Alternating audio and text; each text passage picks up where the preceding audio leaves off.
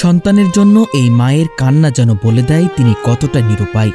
সন্তানকে বুকে ফিরে পেতে এই মায়ের কান্না যেন প্রতিটি মানুষের হৃদয় চূর্ণ বিচূর্ণ করে দেয়। ও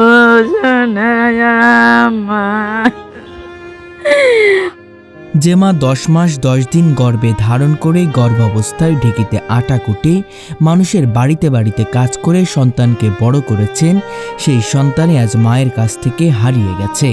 যাইকে আমি কষ্ট করে মানুষ করে আমার সন্তান মরে গেল, কি হলো আমি চোখে দাপন কাপন দিতে পারলাম না, আমার 10 জনাইও দেখতে পারলেন না, আমি হাতে করে একটু নাড়াচাড়া করে ধোয়াতে পারলাম না। এখন প্রতিটি মুহূর্ত সন্তানের ছবি বুকে জড়িয়ে দিন কাটান মা সখী বেগম।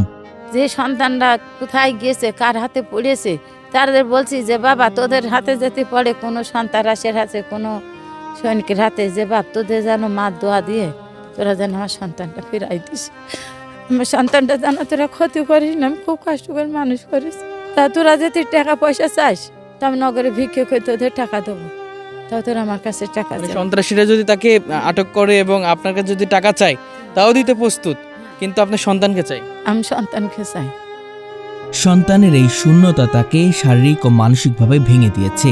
প্রতিদিন সন্তানের জন্য বুক ভরা বেদনা তাকে কুড়ে কুড়ে খাচ্ছে। এখনো নামাজ দাঁড়িয়ে সন্তানের জন্য অঝরে কাঁদেন তিনি। শুধু নামাজেই নয়, কাজের সময় কিংবা একা বসে থাকলেও সন্তানের শূন্যতা তাকে তাড়িয়ে বেড়ায়। মায়ের যে মুখটার দিকে তাকালে আসলে পৃথিবীর আর কিছুই ভালো লাগে না। আমাদের গ্রামে একটা শোকের ছায়া লেগে এসেছে, যেখানে সেখানে তার মার কান্না, মানুষের বাড়ি বাড়ি যে কান্না, এগুলো আমরা দেখছি অনেকদিন যাবত। কিন্তু আসলে আমাদের তো তেমন কিছু করার নাই, আমরা আমাদের মতো যতটুকু পারি ততটুকু করেছি। সন্তানের শোকে এখনো ঠিক মতো খেতেও পারেন না। সারাক্ষণ শুধু মনে পড়ে তার আদরের সন্তানের কথা। আমার শোনাই এসে বলবে মা আমার 2টো ভাত দাও, কি রেন দোষো, আমার 1 মুঠো ভাত দাও, আমার খিদে নেই গেছে। আমি বলবো বাবা আমি চোখনে শাক ভেজেছি। কিছুদিন আগেই ছেলেকে বিয়ে দিয়েছিলেন, তাদের ঘরে এসেছিল ফুটফুটে একটি কন্যা সন্তান। জীবিকার তাগিদে মায়ের কাছ থেকে কিছুটা দূরে থাকলেও সেই দূরত্ব বেশি দিন স্থায়ী হয়নি। পরে শাশুড়ির পরামর্শে ঢাকায় চলে যান তিনি। সেখানে জীবিকার জন্য একটি ইজি বাইক চালাতেন, কিন্তু একদিন ইজি বাইক নিয়ে বের হওয়ার পর আর বাড়ি ফেরা হয়নি তার। সেই মুহূর্ত থেকেই মা সখী বেগমের মাথায় আকাশ ভেঙে পড়ে।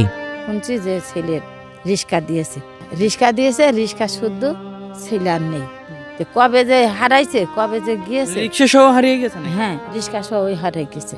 6 সিটের রিস্কা আছে, সে নতুন রিস্কা, সেটা নিয়ে সে গিয়েছে।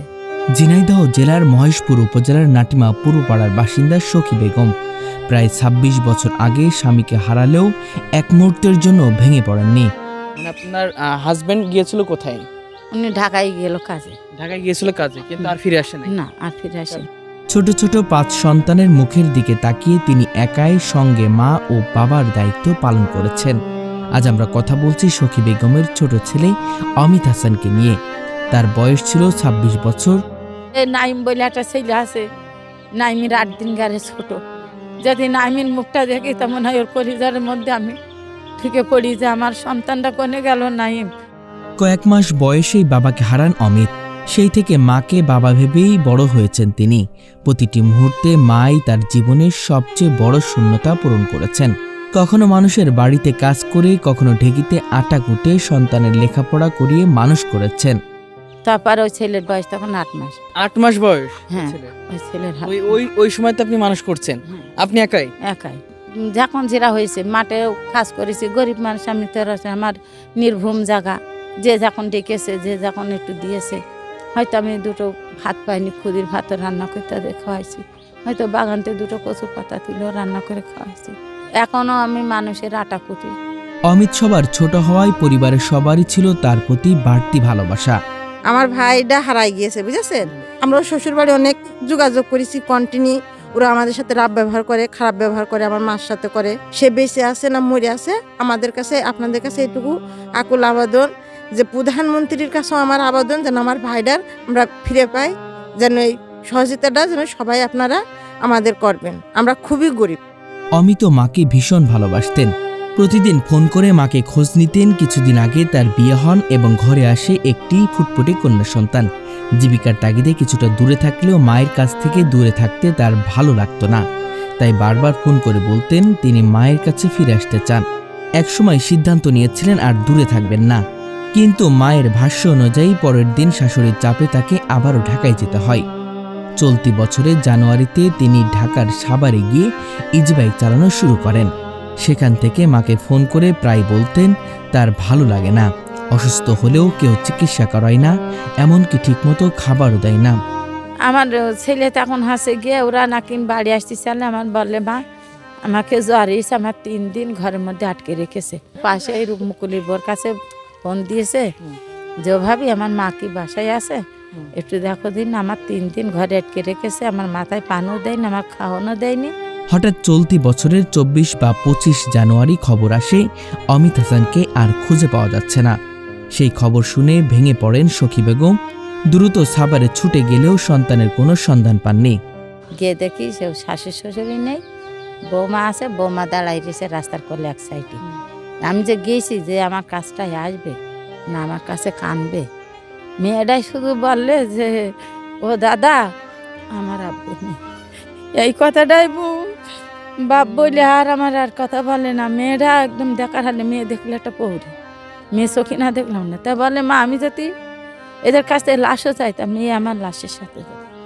আমি তো শোনা সে লাশও পালাম না, আমি সে মেয়েও পালাম। ঘটনার প্রায় 6 থেকে 7 মাস পেরিয়ে গেলেও এখনো কোনো খোঁজ খবর মেলেনি। ওনার শাশুড়ি 3টে ছেলে নিয়ে এসেছে, নিয়ে সেই মাতনাটায় ওইটা তুমি হাসে গিয়ে ভাড়ায় যাও, তোমার ভাড়া আছে। ওই শাশুড়ি ভাড়াই বলে ছেলের পাঠাই দিয়েছে, ওই দিনই হারিয়ে গেছে। ওই দিন হারাই গেছে। মায়ের দাবি নিখোঁজ হওয়ার আগে অমিত তাকে বারবার ফোন করে বলতেন মা আমাকে হয়তো এরা গুম করে দিবে। কিছুদিন প্রায় 10-12 দিন পর বসে মা আমি কি বোর কথা আপন ভাববো না মার কথা আপন ভাববো আমি এটা জানি না। তা মা মনে হয় এরা আমার গুম করে দেবে, তা আমার কাছে টাকা নেই, যদি তুমি 1000 টাকা দিতে আমি এক্ষুনি গাড়িতে উঠতাম। আমি আবার ওই বাড়িতে শহীদুলি বোর কাছ থেকে 1000 টাকা হাওলাত করতে এক্ষুনি আমি পাঠাই দিয়েছি। এখন সখী বেগমের একটাই চাওয়া তার সন্তান যেন জীবিত অবস্থায় তার বুকে ফিরে আসে।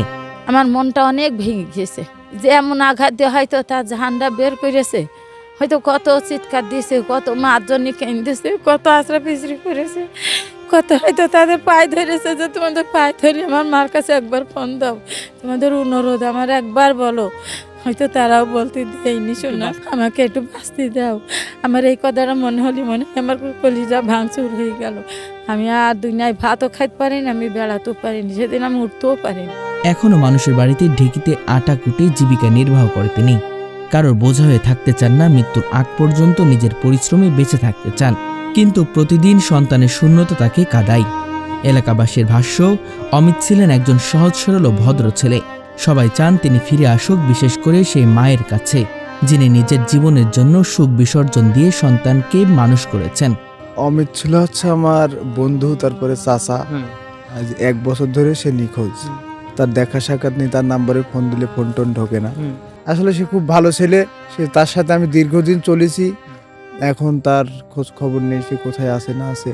সখী বেগমের শেষ দাবি সরকার যেন তার নিখোঁজ ছেলে অমিত হাসানকে খুঁজে বের করে তার কোলে ফিরিয়ে দেয়।